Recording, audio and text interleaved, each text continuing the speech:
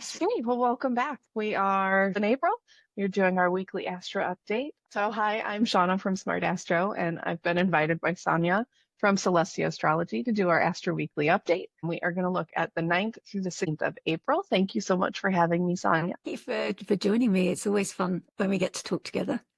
Yeah, we've had a good little chat and hopefully got our bloopers out of the way here. Yeah. We've already been through our first week of April here, going from the 3rd up through the 7th, and now we're looking at the 9th through the 16th. So on the 13th, we have our full moon in Libra, 23 degrees. Later that day, we're going to have Venus going direct in Pisces. Hi, sir. My little Taurus rising here. And then we're looking at the Mercury entering Aries on the 16th. Make sure you're looking at those times because they are universal times. So set it for your own time zone, please. Yeah. Okay. If we take a quick look back at last week, we talked about Venus conjoining the North Node in Pisces. We had Mars trining Saturn, and we talked about the very bittersweet aspects there. I know that's been very real for some of us. We talked about that Mars trine Venus, Venus still being retrograde in Pisces, and then Venus conjoining Saturn also in Pisces. Everything is so Venusian and everything's happening in that border of Pisces and Aries right now. We have coming up, we have the Sun conjoining Chiron in Aries, a full moon in Libra, which is going to bring in our Venusian aspects as well, since Venus is the ruler of Libra. We will have Venus turning direct, finally. Still not out of shadow period, but Venus turning direct. Saturn joining up with the nodes and feeling some of the weight there and new directions maybe. And Mercury entering Pisces finally and catching a little bit of that warm air coming from Aries. Yeah, Mercury going back to Aries. Mm-hmm. Yeah, that's going to be interesting. I mean, this is like this full moon in Libra is like the first one since the nodes left Libra. So we've had this like 2-year long story while the nodes have moved there. So this is kind of, not only is it the first full moon since the eclipses that we had in March, but also since the 2023 to 2025 eclipses in the Libra Aries axis. So it's kind of a culmination of those themes that we've been working on for 2 years as well in that area of our chart. So the revelations and the culminations that come with this full moon could be quite important for us and maybe show us what still needs to be done. Maybe feeling like a little bit of closure even on some of those situations over the last couple of years. Yeah, I mean, literally like an hour later, or less than an hour, 40 minutes later, Venus turns direct. So it's kind of like the timing of the full moon is while she's still retrograde, and then within the same hour, she's going to move and station. So she is so slow at that time, practically stationary in the sky. So that shows that things just aren't shifting. Quite often when a planet is about to station, it's like a real, everything comes to a standstill. If you imagine like a boat sailing, it's like just stop. The sea is calm and still, and everything's just come to a halt. So all those issues that we've been working on during the retrograde, those themes of women in our life and creativity and what and who and how we love that might have been shifted or revealed to us during the retrograde. This is a real time to lean into what we've been shown and what the full moon is showing us and what we've worked on over the last 2 years that's been coming to. So it's all coming to a head around this time. But there's like this pause, like almost even if like you're going up a roller coaster or something, and it's that climb to the top that's so slow and the tension's building and building, and then that pause at the top, that's the worst bit for me. I hate it when you know it's going to go over the top. That stillness at the top when you've got those views out, but you know what's coming. And then once you're on that downward roll, there's nothing you can do. You just got to surrender and go with the flow. But that pause at the top is like the scariest thing for me. Yeah, it almost feels like time stands still when you're in that moment. It really does, doesn't it? It's almost like, maybe this is a little too heavy, but the eye of the tornado. Yes. Yeah, like everything is moving around you, but somehow you're still very still. but also what you can see in that moment, sort of everything that's swirling around, but what you can see in that stillness. And it's kind of like meditation as well, what that can reveal, that people sometimes say they don't have time for meditation. And it's like, oh, but that's when you really need it. That's when you need it. Yeah, when you most need it. You know, somebody who's got plenty of Yeah. time probably has time to process everything, but somebody who's so busy most needs that, even if it's 10 minutes, just for stillness, to just let their mind settle. And really, Like, stillness, you can get those revelations that really help you focus and move forward so much clearer and so much more directly. And then, of course, Mercury's been direct, retracing those retrograde steps, but this threshold from Pisces to Aries that's been so activated, it's so sensitive now. It's had so many planets going backwards and forwards over it. And it's retracing those steps, the same as Venus is, reigniting that spark and passion. And Shawna's just written on Substack a really beautiful piece on Aries and the spark and what happens when it doesn't ignite. And I highly recommend you find Tales from the 12th on Substack and just see how beautifully she's reframed that, because we don't find the spark in this first decan of Aries. And what does that look like for those of us who don't necessarily have that?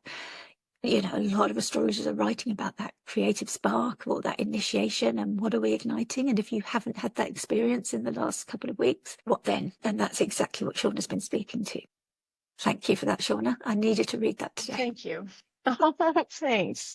No, it was really thoughtful and special, because that's what we talk about, reigniting the spark and the passion. But what can it look like if that's not what you're experiencing? What's going on when it isn't? So let's have a deeper look at that full moon. Yeah, so the Libra full moon, I really love that you bring in the Wild Way cards from Nicola Allen. They're just so beautiful and so thoughtful.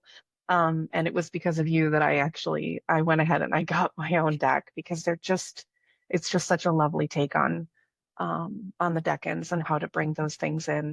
And she does such a beautiful job, and the artwork is amazing. But this Libra full moon, you know, I really feel like it's going to be, well, Libra is going to highlight, you know, those themes around balance for sure.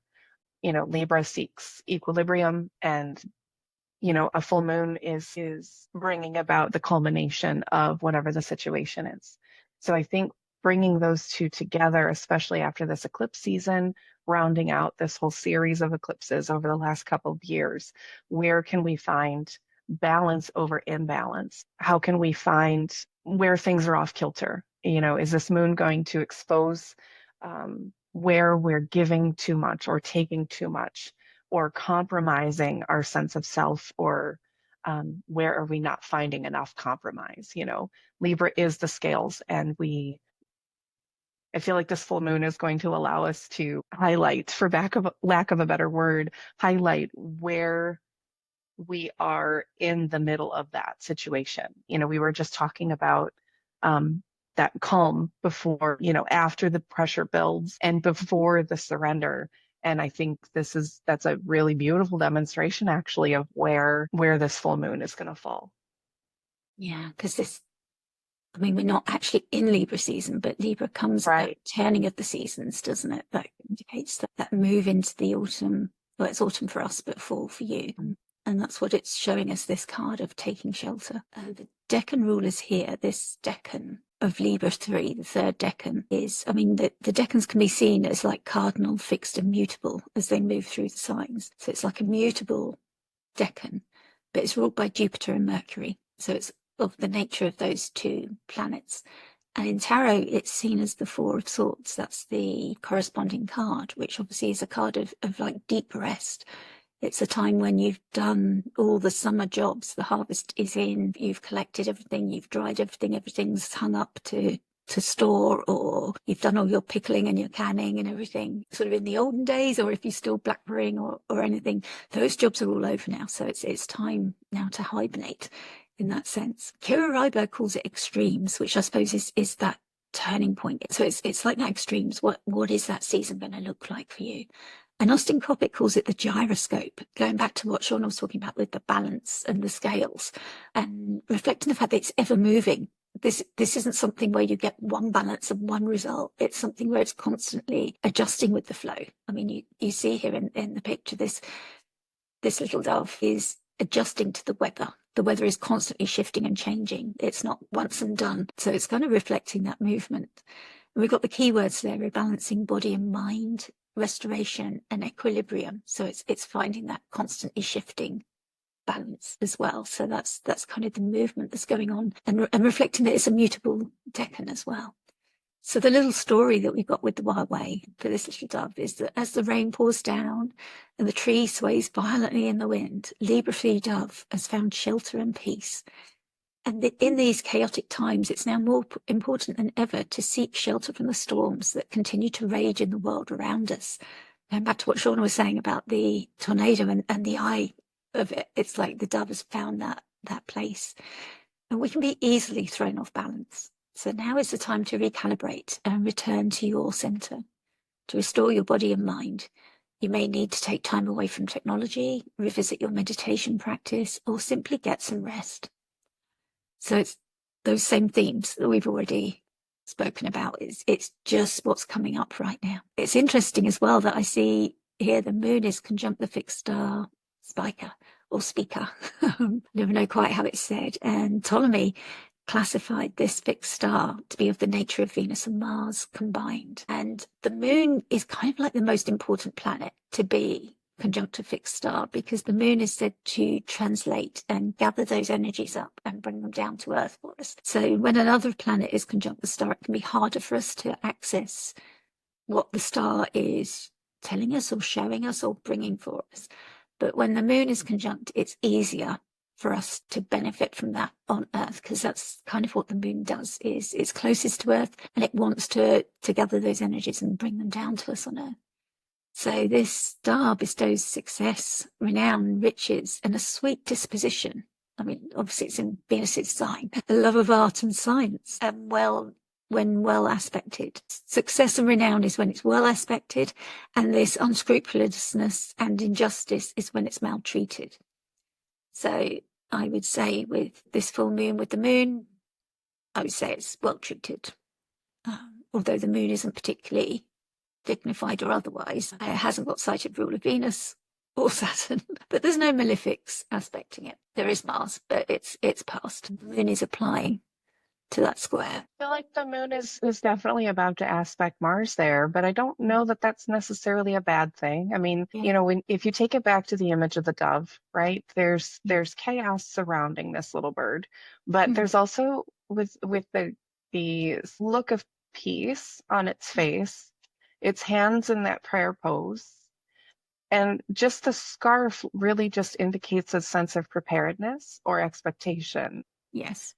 So you've done the hard work, like you mentioned before, in this particular time of the year, but because you know the cycles, because you know the seasons coming, you can take that measured sense. You can make sure that you're prepared for the intensity that's coming, or like we talked about before with the idea of the roller coaster, you can be prepared for that surrender at that point, because there isn't anything you can do to change things. You just have to go with the flow. So I think, you're absolutely right.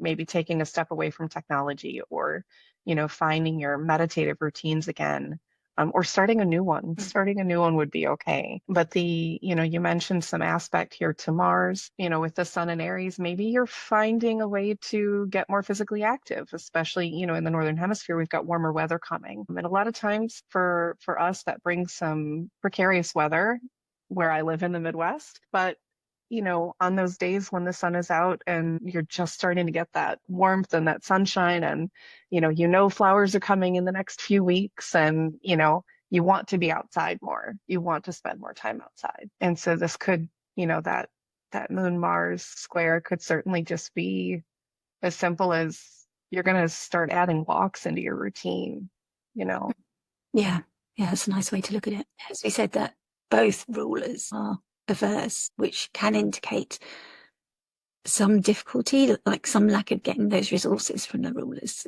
It's kind of leaving them a bit unsupervised. But Mars can see the sun, so that's good. They're in a square aspect.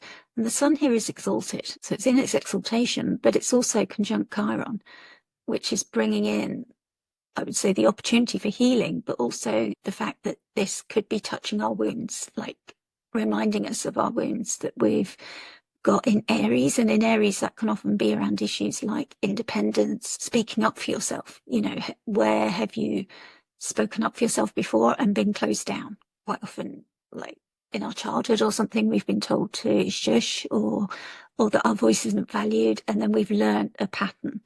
So this is like kind of highlighting a pattern that we've maybe learned, and asking us to review that. Is that still an appropriate pattern now?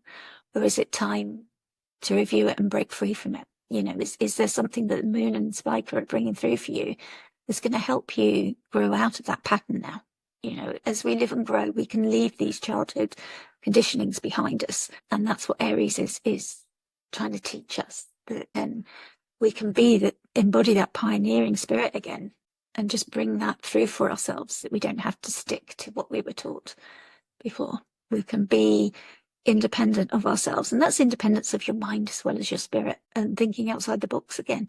But yeah, we do, it's really interesting, because it's kind of like a T-square, isn't it, here, between the moon, sun, and then Mars in the moon's sign. So the moon is providing those resources for Mars, but Mars is causing difficulties for both the sun, which is exalted in Mars's sign, and then Mars is in the moon's sign. So yeah, there's that interconnectedness of who's providing resources for who. But yeah, definitely Mars is asking questions of both the luminaries from that point, and asking them to take action. And obviously the action that the sun and Chiron want to take is some healing of old wounds, and like a healing where you're in a position to then help others. Maybe you see somebody struggling with something that you've struggled with before, and by helping them, you have a realization yourself of, oh, okay, I'm giving them advice that I wish my younger self had heard, advice that I need to hear as well. When you give that advice, that kind of thing, that's the kind of thing that Chiron helps us with. And of course, we can't forget that our friend Neptune is now co-present with all of this going on. So Neptune may be clouding this for us, making it a little bit more difficult to see, or maybe adding a spiritual element to it, or a dreaminess to it, making it more spiritual for us. Like if you're meditating to help with this, taking it to another level for you, which would be wonderful. I'd love that for me. I'd like to book that in, please, rather than confusion. But it can also bring that fog and confusion, and I've had quite a few of those moments myself in the last week or so. I can certainly feel that Neptune in Aries already. 2nd of October 2024 was the last new moon solar eclipse at 10 Libra. So that was the last Libra eclipse. So it was only like a few months ago, really. So yeah, 6 months ago.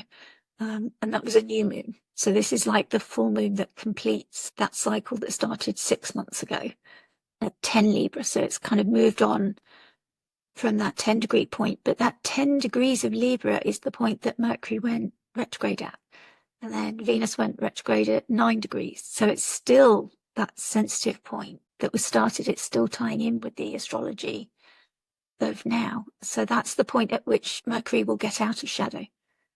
So we see here Mercury's poised to return to Aries, but he'll still be in shadow until he reaches that 10-degree point, still remembering things from that Libra eclipse that we had in October. Was there anything else, Shawna, that you could think of? I really just wanted to add that it could end up being not just breakups, because there's these very difficult aspects. You know, we've got these Chiron points here too, but maybe breakthroughs, you know, a way to set your boundaries just a little better, or be a little more assertive of self. You know, that's a really wonderful theme with the sun in Aries, is finding, you know, your own voice a little bit better, and then kind of figuring out who, you know, and what align with your own values. I think that could be something that hits people on the individual level. Yeah, it's really important to know. So yeah, this is the first of 2 Venusian moons this month, which is lovely. Even when the astrology is tough around them, it's still that overall Venusian theme is nice. And then we have Venus turning direct, just like literally minutes afterwards. So close. So she's turning direct on the 13th of April at 3:02 in London. And that's British summertime, that time. So it would be 2:02 in universal time. And we see her there at 24 degrees, Saturn at 25 degrees. And as we said before, they're reversed. They've got no line of sight. Both of them together are all Libra. Venus is the domicile ruler and Saturn is the exaltation ruler of Libra. And they're at the same degree, 24. The sun is at 23 and the moon there has just moved slightly within that less than an hour to 24 degrees. But the moon now is exactly conjunct Spica, which is nice. And this relationship, although it's averse in Hellenistic astrology, it does create a quincunx in modern astrology aspects, which is like an unresolvable tension. It's a very difficult tension to resolve. So it is worth noticing. But in like magical circles, it was thought of as quite a very magical aspect to have. Quite often in a lot of paintings, in a lot of churches and everything, the quincunx comes up in a lot of geometric designs and things. You see it reproduced. So that kind of relationship does have something to say. So it's quite nice, even though just that out of sightness, but there is something about that peripheral vision. That's something that you can know without seeing. So it's like leaning into your other senses. That's kind of the sense I get, that the moon and the sun are, yes, they're unsupervised, but maybe there's something coming through from Venus and Saturn. But they're going to have to, if they're going to hear it or they're going to benefit from it, they're going to have to pick it up with other senses, which may be possible with Neptune there, co-present with the sun and opposite the moon. That's not impossibility. And Mercury on the way across the border. Mercury is able to transfer across those boundaries that other planets can't. So it's not impossible, but it's not as easy as when there's a clear line of sight. That's what we're used to using. So definitely, Neptune almost looks like an antenna here, doesn't it? It does, yeah. Yeah, and Mercury just the conductor. Yeah, they've both got that way of just like up to the sky, taking in that information, rather than Venus. Yeah. It's like sending her energy down, like into the earth. The moon is sending it out to the other planets, like drawing it in. Right. Yeah. You mentioned the quincunx. I don't do really anything in modern. I see its value and appreciate it so much, but I can't speak to it because I don't know enough about the theories and concepts with it. But what's called a quincunx in modern is an aversion, and that's still definitely a relationship, right? Yeah. If you have a natural, it's like putting magnets of the same type together, they push each other away. And that's kind of how I think of aversions in a sense. But I love your observation of what's in the periphery. That's really nice. There's still a relationship, there's still a connection. It's just not as active or direct as as a typical aspect would be. Yeah. Another way, I mean, I'm not as good with lichen girding. I don't know if you can have mixed lichen girding, whereas Venus ruling Libra and the exaltation ruler of Pisces. But I don't know if that's pushing lichen girding too far to say that there's some sympathy there between the signs. But we do see it in the bound rulership. There's bound sympathy as well. The bound ruler of Mars, the Decan ruler. So again, mixed dignities. The Decan ruler of the Sun and the bound ruler. I may have that wrong for Venus's placement, but it looks like the bound ruler of Venus is Venus. So there are like more hidden undercurrents of sympathies between them. So that helps. And then you've got the triplicity ruler there of Pisces is the moon. So again, there's these conversations, I suppose, going on and this support that's happening behind the scenes. So it's unsupervised by domicile dignity, but it's not completely left alone. There's uncles and cousins all offering support. And I suppose with the Venus retrograde, we've been looking at like themes about women in our life, creativity. I think I said this at the start, who and what and how we love. And maybe that's shifted. Maybe things or events have come up for you. And if you've noticed any themes coming up in the Aries, if you know the houses and where they land in your own chart and what parts of your life they represent, that may also help in terms of where Venus has been retrograding and what themes and topics she's been bringing up when she's been retrograding from Aries back to Pisces. Then that may help as well identify what kind of themes she's been bringing up for you. And also that she's stationing and turning literally within minutes of this first full moon in Libra. after the eclipses, that feels very significant, that this timing, although it's two separate different timing methods, but looking at the retrogrades and looking at the eclipses, but when they coincide in this way, that feels significant. Like we have these cosmic red neon lights sometimes that flash saying, look at me, I'm important. And this feels like one of those. It feels like the effects are amplified because there's a couple of things coinciding. Also, where Venus is exalted, she's not quite at her exaltation degree, but the North Node is, and the North Node is amplifying what it's touching. So the North Node is amplifying what's going on. The North Node here sandwiched by Saturn and Mercury. Venus signifying like this renewal of a cycle for love, friendships, harmony, mending things, like bringing people together in a positive way, bringing beauty and sexuality and desire, pleasure. She's followed that Inanna's journey into the underworld, this 40 days and 40 nights journey of discovery of this new world that's underworld. And now she emerges back into the living world, sort of blinking in the light of day. And I've got this graphic that we've looked at before of where she is. And we can say now, I'm totally lost here, the station direct. So we've reached this long plateau that we've traveled through Aries and then through Pisces in the blue. And now she's stationed direct at 24 degrees. But as you see, we're not totally there yet. We've got to get this slide down, going down the roller coaster. This is the stationary moment now. We've got to get down here through the end of April. She goes back into Aries. May 16th, she reaches that shadow point at 10 degrees of Aries where she went retrograde. So I must have misspoke before. It must have been Venus that went retrograde at 10. So it must have been Mercury that went retrograde at 9. So sorry, I got those muddled. And then it's not until June the 5th that she goes into Taurus, into her home sign, and the whole thing is then over. But obviously you can see from the flat line there, this last bit is so much easier, so much smoother, particularly if you've had things coming up for you. The hard yards of the climb up, this plateau part, and now this easier slide downwards when we kind of know what issues we're dealing with now. It's just the fallout now, really, that we're going back over, retracing our steps, maybe correcting things that we've been shown we need to look at. Is there anything that's coming up for you, Shawna, looking at this? I really like this graphic, though. As far as, getting the degrees a little off with the stories, they're all intertwined and they're really only at 9 and 10 degrees. So there's not a huge gap there. That's not really a good blooper. No, I wonder with this downward slope now, we're going to have that feeling of ease. With it being Venus, I would hope, some healing. We've already talked about that word surrender so many times in this conversation, but I wonder what kind of possibilities there are for, idealistic or overly romantic or very dreamy kind of situations to appear to while you're still in that shadow period.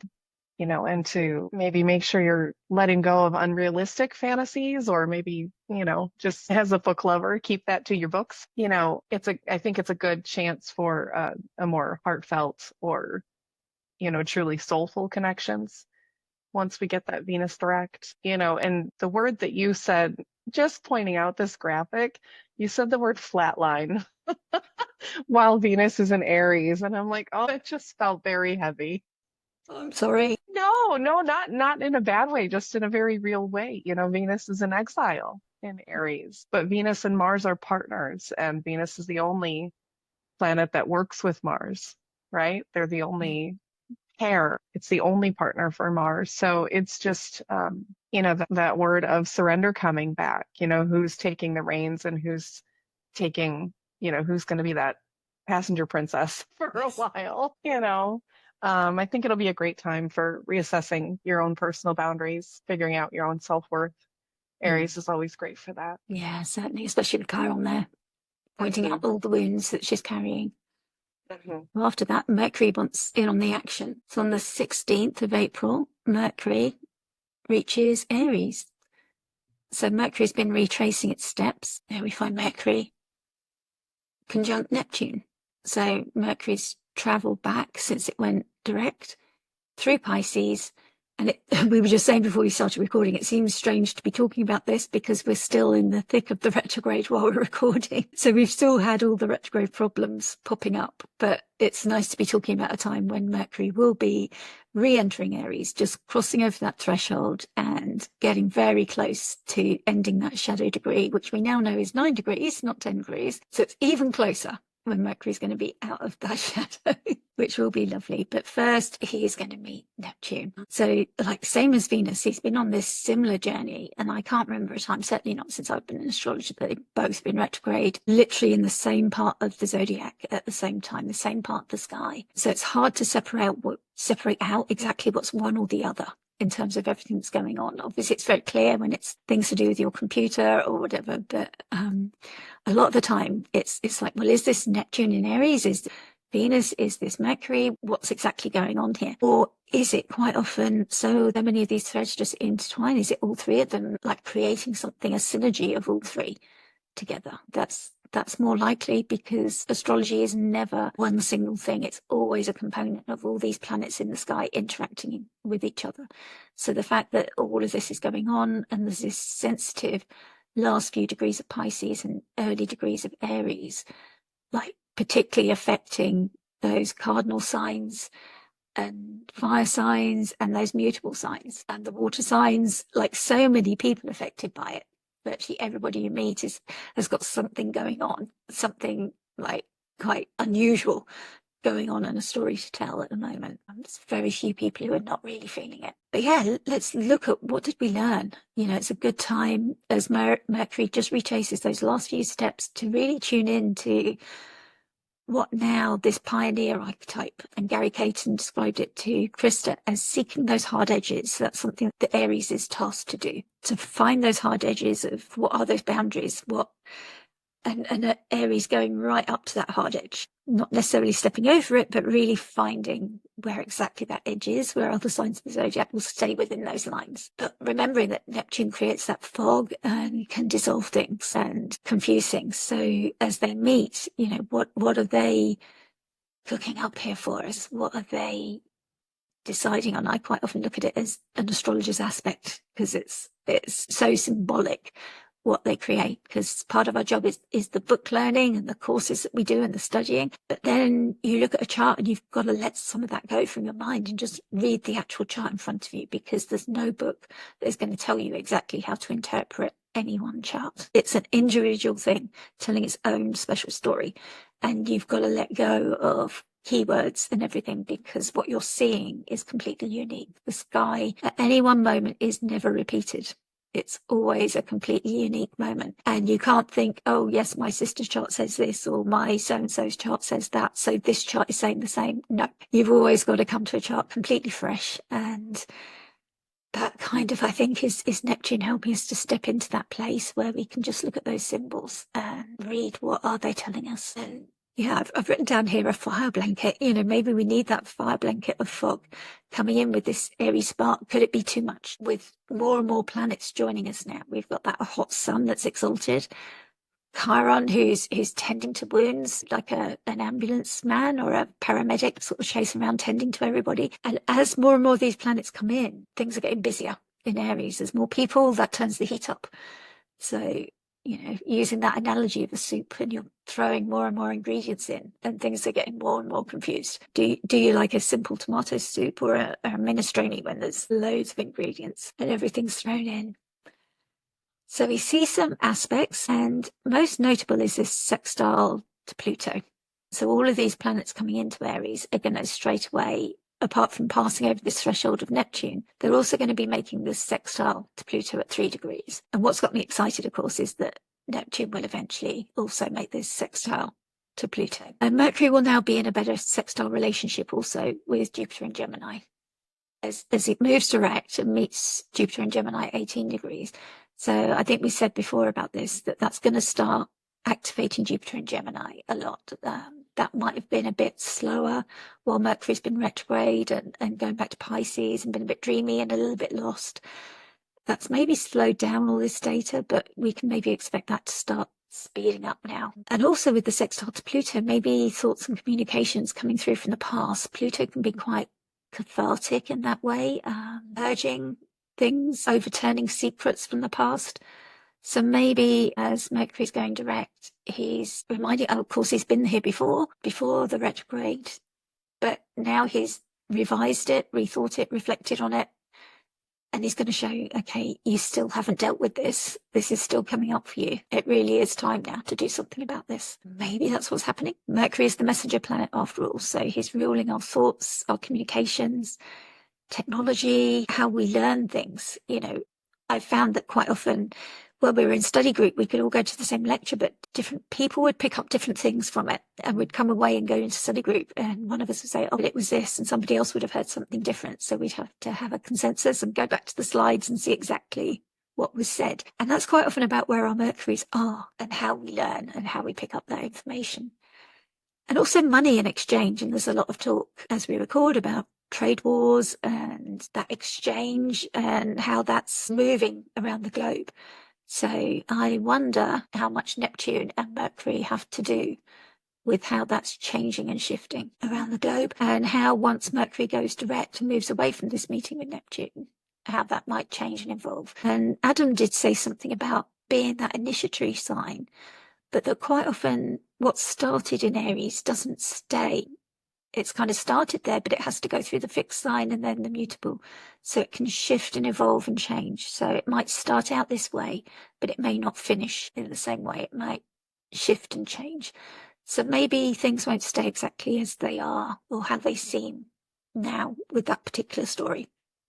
We'll have to see how that pans out, I suppose. Yeah, I think with this particular movement, it's bold ideas, right? We're seeing a lot of bold ideas. We're seeing a lot of not always agreeable, but we can agree that they're bold. Some impulsive decisions, bringing in Neptune, maybe some impulsive intuition on a personal level. We need to beware of our own as well as others, maybe persuasive speech, deceptive speech. And I think that can fall into monetary transactions, business transactions. So apart from maybe some overly persuasive or deceptive speech, we have maybe some inspiration in speech as well. Or maybe you'll, on a personal level, find a new poet that you love that you've never heard of before. Or maybe you'll be inclined to start writing or dabbling, even just for yourself. I just feel like Neptune and Mercury, you mentioned the fire blanket before. And when I first glimpsed this particular transit, all I kept thinking was smog. Yeah. And possibly it's opposite. Tesla has been in the news so much, and with the electric cars and, all of these things, they've been in the news for their monetary gains and or losses. You can't help but think of, when you're thinking of using electricity more and maintaining electricity more, you also have to consider how all of these generators are actually powered and how all of that electricity is conducted. And while we try to move into more of those natural, sustainable efforts, so much of that is run by these gas-powered generators. So even if we're moving into solar and wind power and water power, we still have, those are still natural resources, more renewable in some senses than oil-based, but so many of those products and things are used from those gas-powered generators too. It's just so interesting how, you have to look at one, when you're looking at one, you have to look at its antithesis, its opposite. And so you kind of have to look at, when we looked at the Libra full moon, we have to look at the Aries sun and see how those things relate to each other and how they correspond. And I got myself so off track from the Mercury Neptune. That's Mercury Neptune for you. Back to Mercury Neptune. With Mercury and Neptune in conjunction, could that give us like a brave face also?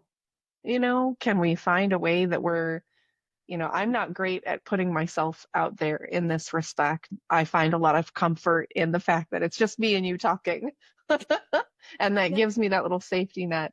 Are we going to be able to find ourselves putting that self out there, more of yourself out there in a more courageous way, even if it feels icky and sticky and vulnerable and uncomfortable, but are you able to do it in order to fuel those dreams that you have too? Yeah. Are you able to have that brave face, put on the mask and step into the light of Aries and know you have the comfort of whatever fog you've created around yourself in Yeah. order to push through it, you know? Yeah, certainly. If that's what like the sun and the full moon is showing up for you to be coming up to be healed, then this is giving you that impetus to do it. And like you say, you can do it in whatever way. Take whatever steps, break it down, do it slowly, bit by bit. You know, it doesn't have to go from 0 to 100 overnight. Do it in incremental steps in a comfortable, slow way. You know, whatever it is that you've been pushing yourself to do, because there is something that you're taking that leap on.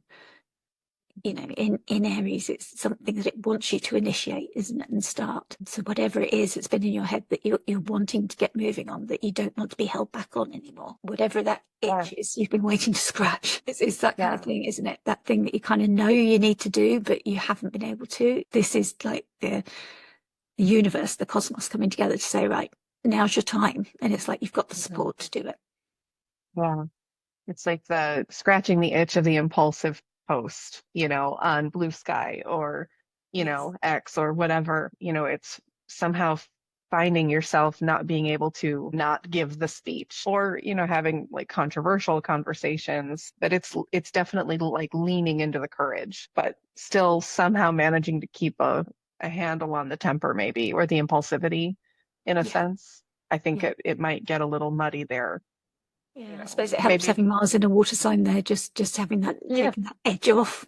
slow it down, temper that just a little bit. Yeah. So you're not quite getting so um, too impulsive, Yeah. creating injury.